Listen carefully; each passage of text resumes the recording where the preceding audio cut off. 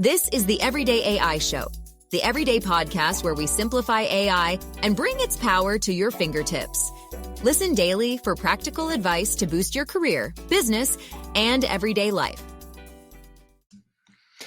There's one ChatGPT mistake that we're all making. Well, not just ChatGPT, but large language models in general. And it actually has very little to do with prompting, and it has everything to do with mindset and with our skills and with our abilities. And if I'm being honest, I think large language models are actually making us lazier and they're making us kind of dumb, but it shouldn't be like this. There's more to using large language models than meets the eye. And I've literally helped thousands of people learn ChatGPT and other large language models. And I'm going to be sharing with you today the one ChatGPT mistake that I think we're all making and how we can change it. All right. I hope that got your attention. I'm excited for today's show. So if you're new here, what's going on? My name's Jordan. I'm the host of Everyday AI, and this is a daily live stream podcast, free daily newsletter, helping us all learn and leverage generative AI. This is a live stream. This is unscripted, unedited, the realest thing in artificial intelligence. So if you haven't already, why the heck not? Go to youreverydayai.com, sign up for the free daily newsletter. We'll be recapping today's show and a whole lot more, including bringing you the AI news. So it is our Hot Take Tuesday. On Monday, we bring you what's happening in AI news and why it matters. And on Tuesday, we bring you hot takes. So for our live stream audience, at least, let me know. I could get a little cranky today. Should I keep it hot? Should we go kind of soft? Let me know. I already said large language models are making it dumb. So apparently I'm a little spicy. All right, but let's go ahead. And before we get started, let's go over and start as we do every day with going over the AI news. And hey, live stream audience, take a look at your screen there. All right, let's in AI news, a lot going on today, but two powerful new AI video tools have just been launched. So first, there's Dreamflare AI. It's a startup that aims to assist content creators in producing and monetizing short-form AI-generated content. Dreamflare offers two types of animated content: flips, which are comic book styles, stories with AI-generated short clips and images, and spins, which are interactive, choose-your-own-adventure short films. The other new AI tool that just launched is Odyssey, a San Francisco-based startup that just came out of stealth mode with $9 million in seed funding from GV and other investors, which is aiming to revolutionize the film industry with advanced AI technology. They're looking to be a Hollywood-grade AI video tool in line with Sora, Runway, Kling, and others. So we'll obviously have previews of that in the newsletter. Here's a fun one, y'all. The New York Times may be suing OpenAI, but it is reportedly using the AI tool to help write its headlines. Yeah. All right. So according to reports, the New York Times has been using OpenAI's technology for headline generation and enforcing its style guide as uncovered in a leaked code repository on GitHub and first reported by The Intercept. So the leak code exposed the Times' experimentation with AI tools, including a headline generator and style guide checker. So the Times' alleged use of OpenAI highlights the evolving role of AI in newsroom tasks traditionally carried out by human editors. So this one obviously just goes to that legal battle, right, between the Times and OpenAI, and underscores the significance of the copyright infringement allegations in the context of AI integration into journalism. So yeah, if this is true, that might really hurt the New York Times case against OpenAI if they're still using its platform. I don't know, when they did request that the technology be destroyed in this lawsuit. All right, one more piece of AI news, and still, hey, OpenAI. A lot of big news from them today. So OpenAI and Thrive have just launched a new AI-powered health company. So Thrive AI Health, a new startup backed by OpenAI's venture fund and Thrive Global, aim to democratize access to expert-level health coaching using AI to address health inequities and chronic diseases. So DeCarlos Love, a former Google product leader, joins as CEO to lead the development of a personalized AI health coach targeting behavior change across sleep, food, fitness, stress management, and connection. So This is going to be leveraging resources from OpenAI and Thrive Global. The company plans to empower individuals through AI-driven health coaching, focusing on prevention and disease treatment optimization. All right, so a lot of news there going on, and yeah, but that's not why you tuned in. Shout out to our live stream audience. Get your vote in now on this secret poll. But let's just get straight to it. All right. Let's talk about the one ChatGPT mistake that we're all making. And again, to reiterate, this is not just ChatGPT, but I'd say it's the most widely used large language model. But here's our takeaway. Here's the end. We're using large language models to become more efficient in our current skill set, right? But that's the absolutely wrong way to use a large language model. Doesn't sound like a smart take from me, right? Like, wait, isn't the whole point of using generative AI, isn't the whole point of using large language models is to increase productivity and to increase efficiency? Kind of. But we're becoming over reliant. And I think that as a society, maybe, and obviously I'm speaking to our audience here, right? I'm speaking to our live stream audience, people such as Michael and Fred and Tara and Jay and Colby and Rolando and Ben, right? All of us out there who are using AI on a daily basis, and I'm putting myself in there as well. And this is something I always have to remind myself because it's a big mistake. I think we're choosing or we're opting for short-term productivity, and we're sacrificing long-term core skill development. Yeah, I have to pause and think about this because I think it's actually problematic, right? And I think as humans, we can be lazy, right? Kobe said to bring the heat, so did Tara. So maybe I'll bring some heat here. As humans, we are inherently lazy, right? You always look for the fastest way to do something. You look for the easiest way. You look for shortcuts, right? That's why I think generative AI has been such a huge boom, right? Because it allows people to do their jobs so much faster, right? And especially for those that, their generative AI use is kind of under the table, or companies are like, yeah, you can use it, but they're really not pushing and they're not educating their employees. Those that have figured it out are all of a sudden like, yo, like I can get my job done in a fourth of the time. This is amazing, right? These reports take minutes instead of hours, right? This data analysis takes 30 seconds instead of half a day.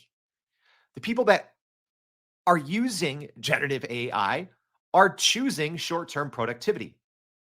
And there's nothing wrong with that, right? Because prior to generative AI, that's what it was all about, right? It was all about, hey, how can you use marketing automation? How can you use all these new, software as a service?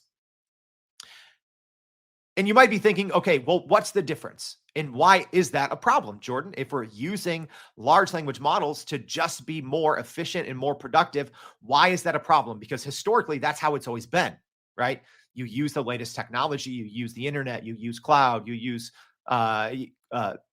mobile, right? You use what tools and technologies are available to become more efficient and more productive.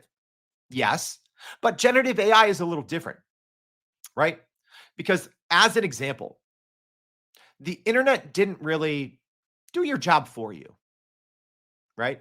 I mean, some people, yeah, sure. But for the most part, right, when we look at knowledge workers here in the US, that's the majority of our audience. So if you sit in front of a computer every single day and you are paid for your expertise, you are paid to whatever your expertise may be. It could be data entry, it could be project management, it could be marketing automation, it could be so many of these things. But historically, the internet didn't change that too much. Maybe it made it easier. But the difference is with generative AI is it's actually for the first time ever starting to do our job for us, right? And therein lies the problem for our long-term skill development. And this is where I think we're overlooking even the meaning of a large language model. They are literally trained in their system prompts to be helpful assistants. Yet we're not using them to be helpful assistants. We are just giving them certain blocks of our work, trying to find the shortest, kind of like the combination of the easiest prompt that has the best results. And then we are trying to give the models as much of our work as possible. And again, it's not bad, but it's the wrong way. All right. And hey, I'm gonna say this right now. Take a little 10-second commercial break here. You're probably going to want to repost this episode. All right. So if you're joining us live on LinkedIn, go ahead, click that little repost button now. Because this problem, I'm going to help a couple people, right? So if you're listening on the podcast, make sure to check out your show notes. We're going to have a link to this LinkedIn post. We go live on LinkedIn, Twitter, YouTube, but you can't share these on YouTube. So make sure to go check out the LinkedIn post and repost this. All right. Because we're going to help. I think we're going to do 3 kind of short one-on-one sessions to help you get over this problem, because we've helped thousands of people, but more on that later. But let's dig into a little bit more here on this problem. Because like I said, this is how almost everyone is using large language models right now. Right? Here's my work. Go do it. So let's go through an example, right? And probably the easiest example, I know this might be a lazy example, but let's say you are a writer, a marketer, someone in communications, PR, etc. And you are using, let's just say, ChatGPT to do your writing for you, right? This is one of the earlier use cases of generative AI technology, right? This is even what our team started using the GPT technology for, right? When it first became publicly available in late 2020, right? It was essentially a copywriting tool early on through the GPT-3 technology in tools like, Copy AI, Jasper. We mentioned some of those because our team was using those almost daily back in 2020.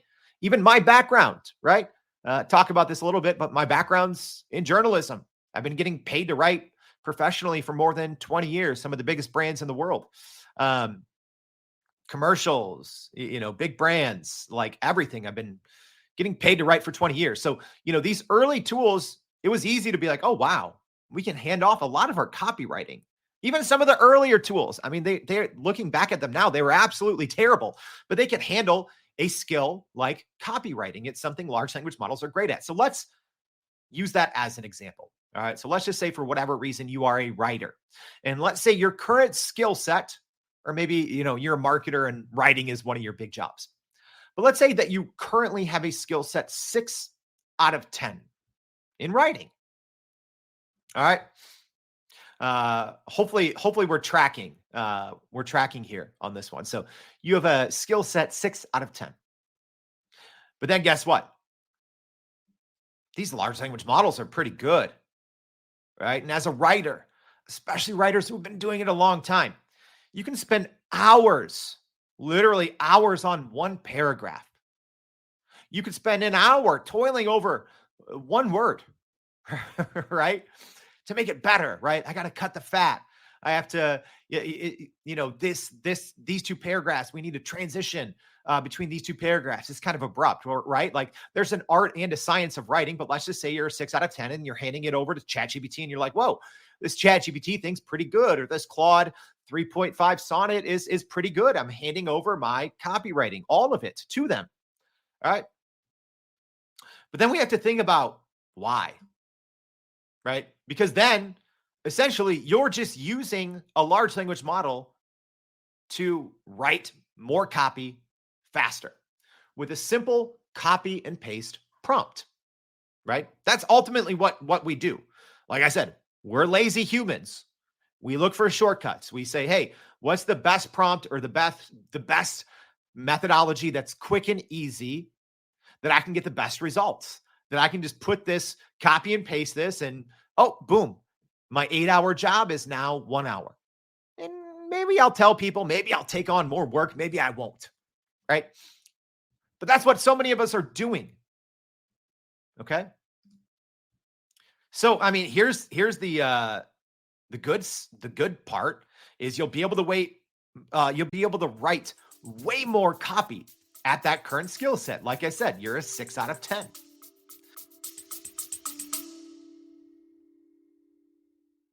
Are you still running in circles trying to figure out how to actually grow your business with AI?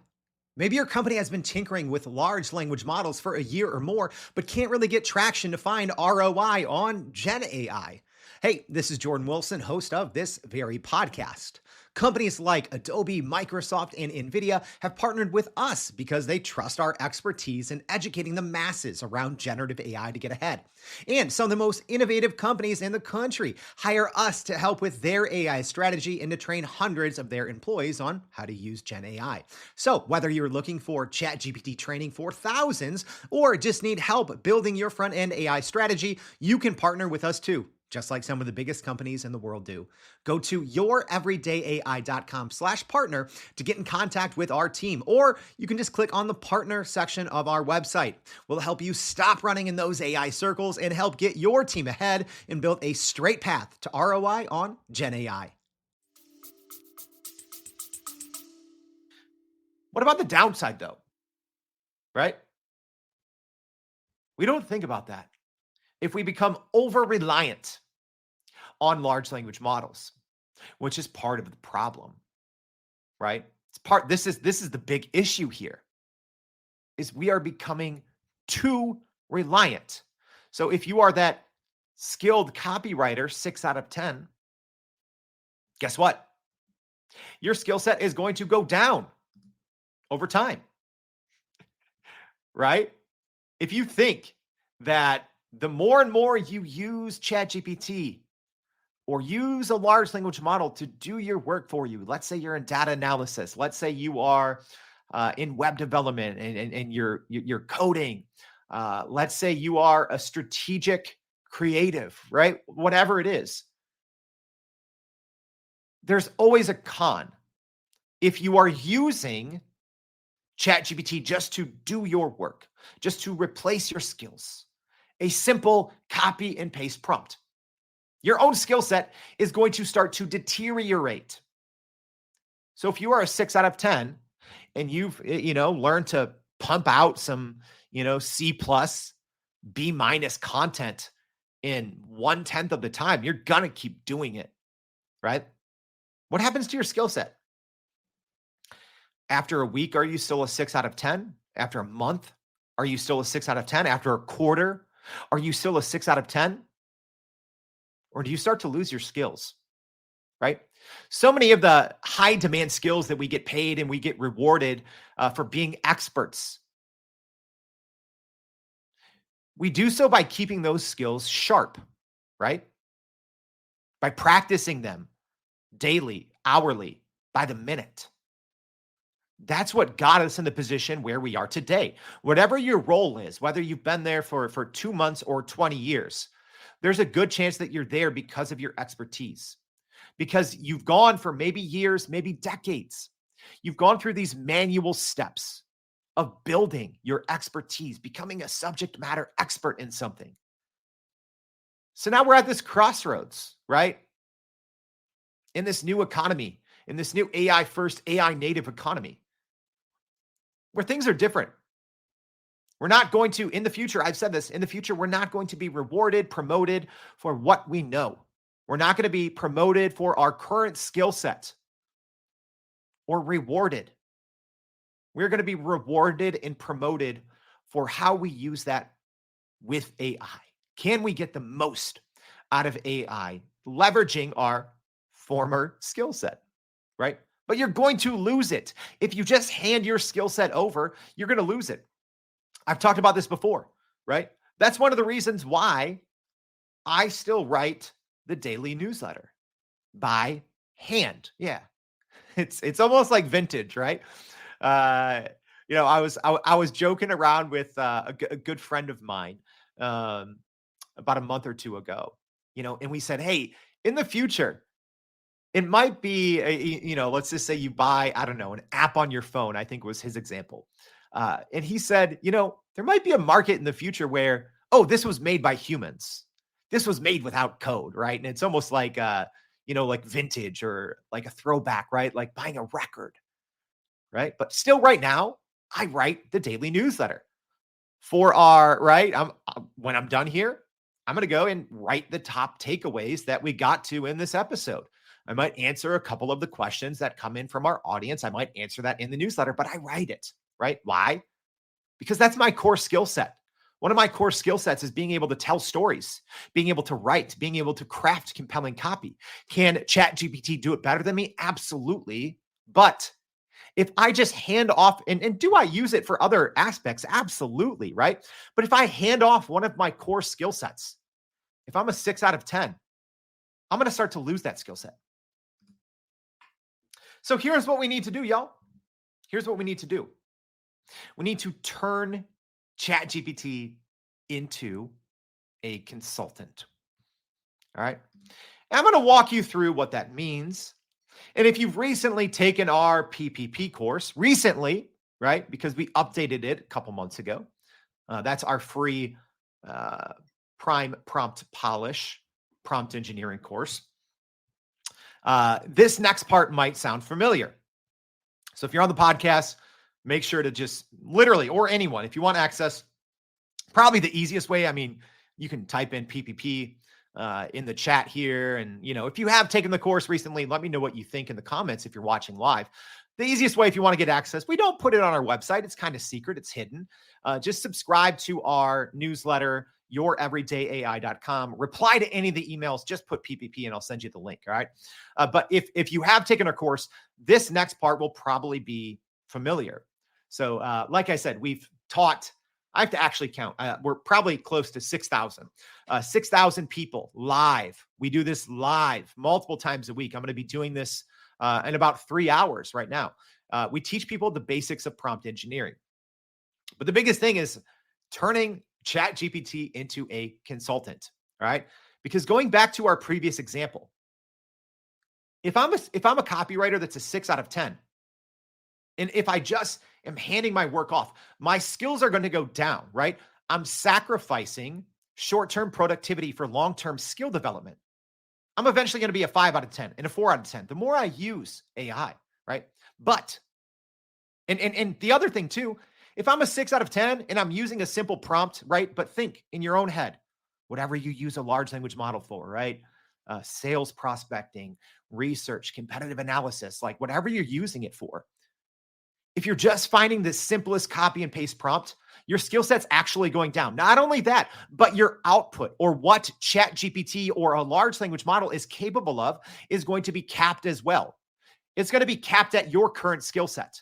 If you're just doing a simple copy and paste prompt. If you turn ChatGPT or a large language model into a consultant, your skill sets are going to increase. And the output of the model is going to improve.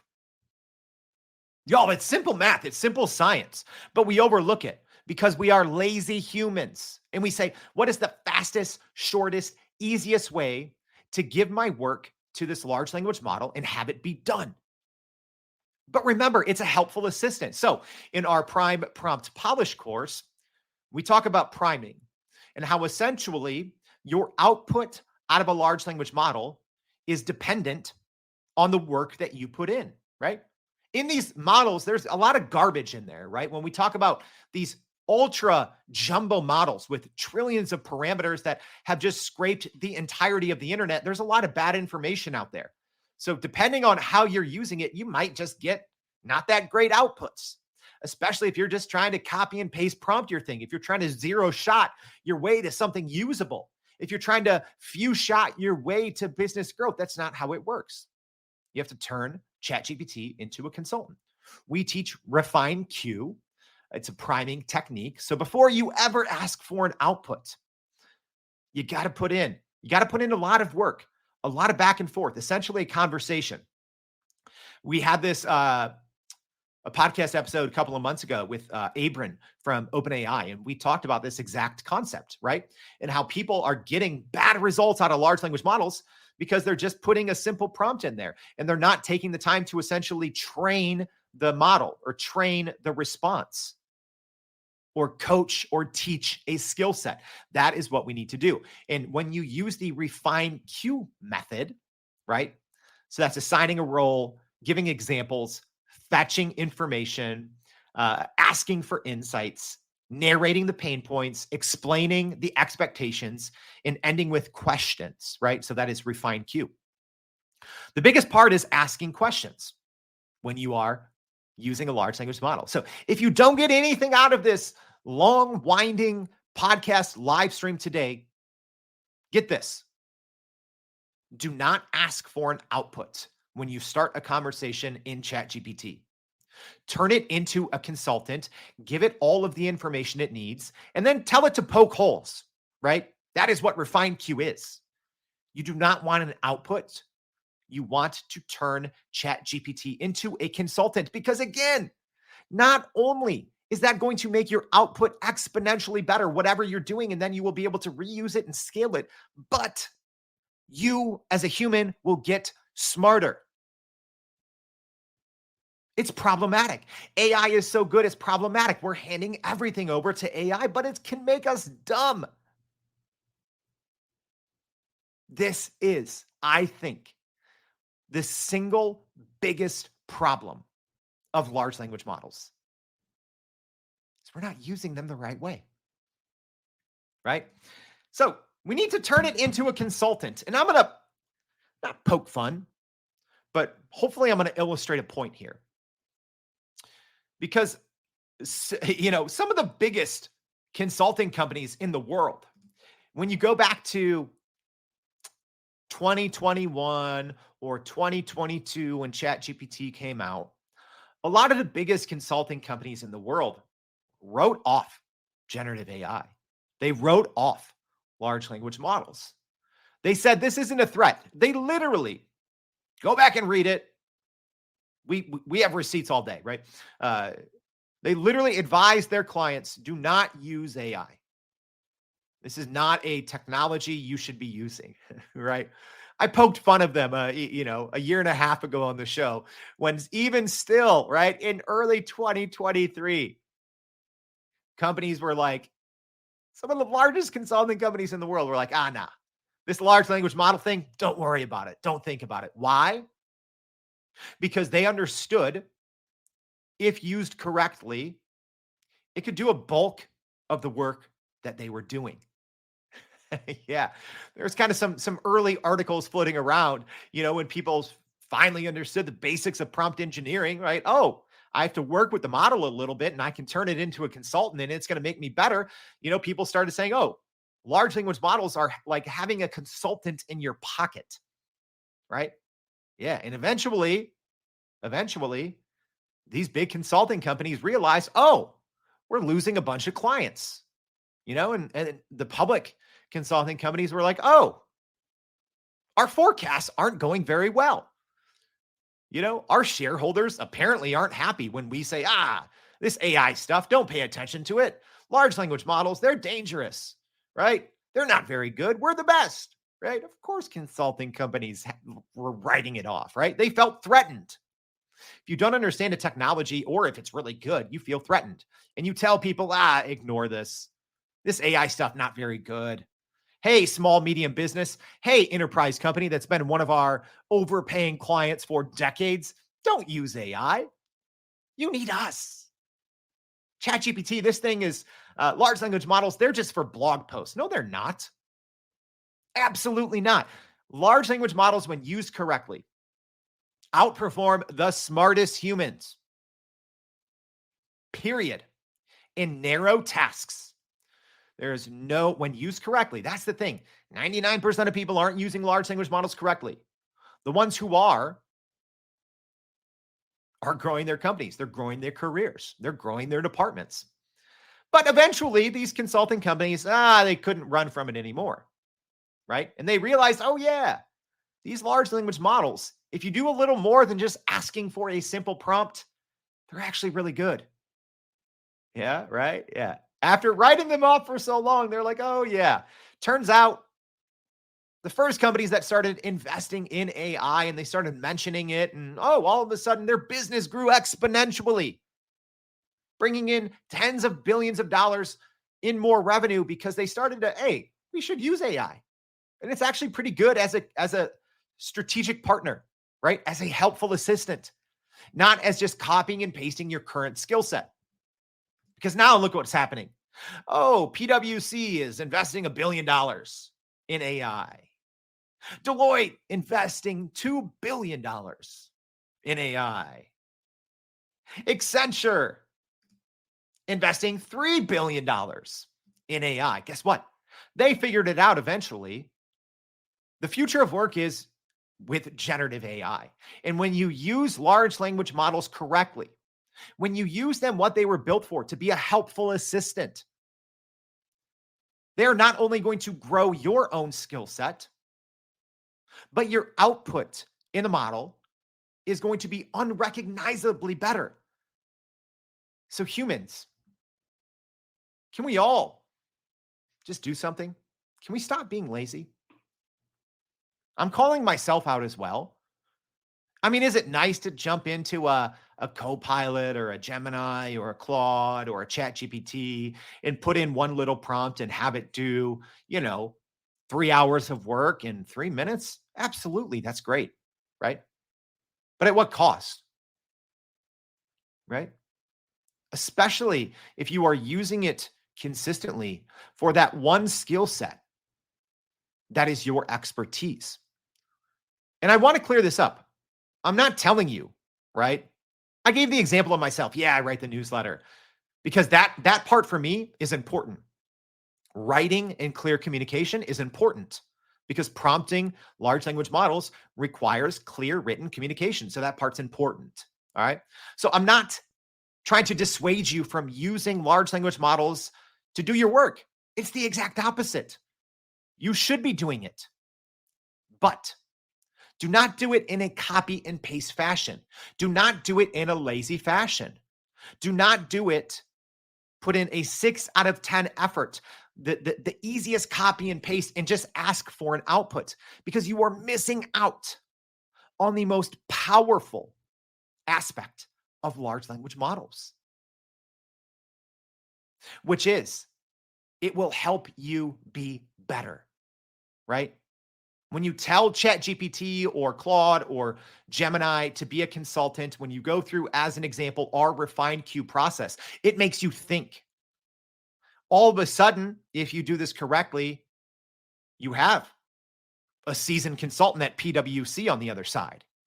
You have a seasoned strategist at Accenture on the other side. You have a wise Deloitte leader on the other side, asking you questions, poking and prodding, forcing you to do more research. That's the key.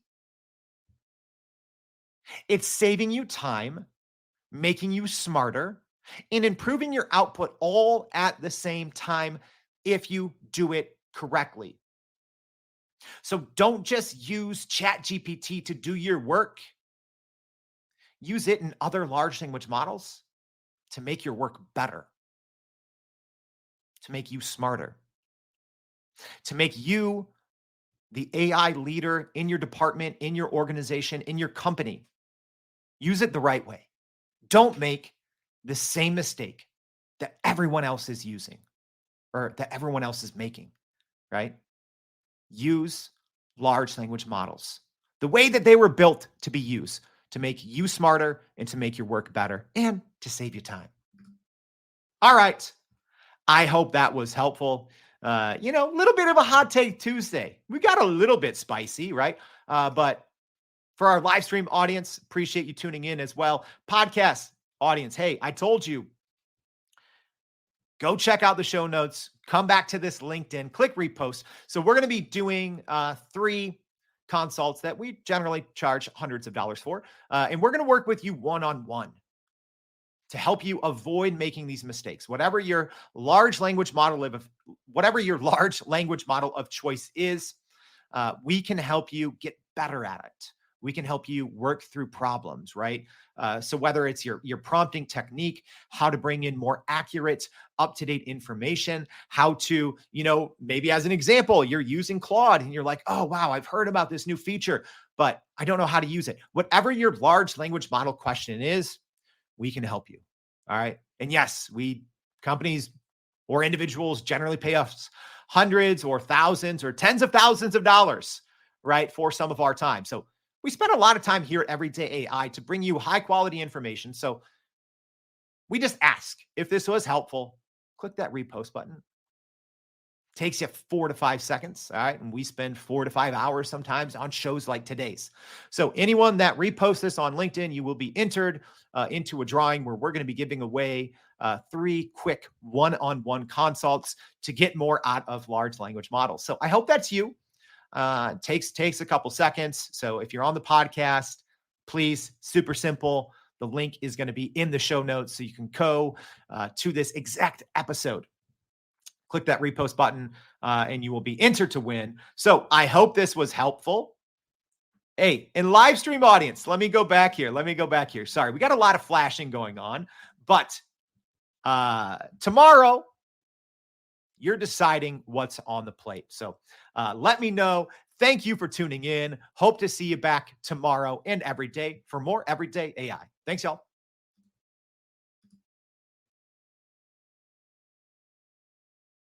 And that's a wrap for today's edition of Everyday AI. Thanks for joining us. If you enjoyed this episode, please subscribe and leave us a rating. It helps keep us going.